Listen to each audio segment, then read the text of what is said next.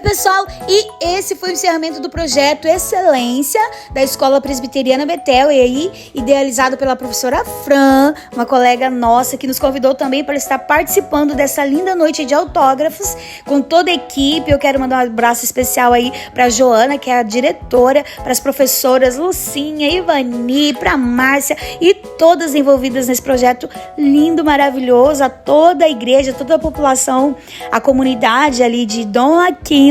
Foi muito divertido estar com vocês e rever muitas crianças que eu conheci pequenas ainda quando morei lá e trabalhei na escola. Foi um prazer estar com vocês. Deus abençoe.